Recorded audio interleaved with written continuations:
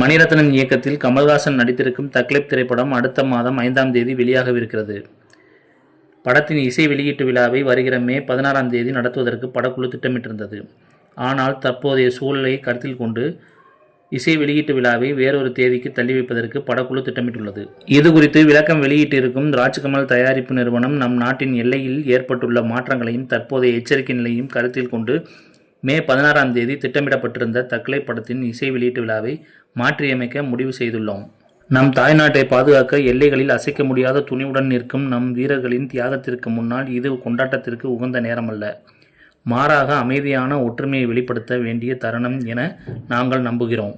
புதிய தேதி பின்னர் பொருத்தமான நேரத்தில் அறிவிக்கப்படும். இந்த நேரத்தில் நம் நாட்டை பாதுகாக்க எச்சரிக்கையுடன் நிற்கும் நம் ஆயுத படைகளின் வீர ஆண்களும் பெண்களும் நம் எண்ணங்களில் உள்ளனர். குடிமக்களாக நாம் பொறுமையுடனும் ஒற்றுமையுடனும் பதிலளிக்க வேண்டியது நம் கடமை என குறிப்பிட்டுள்ளனர்.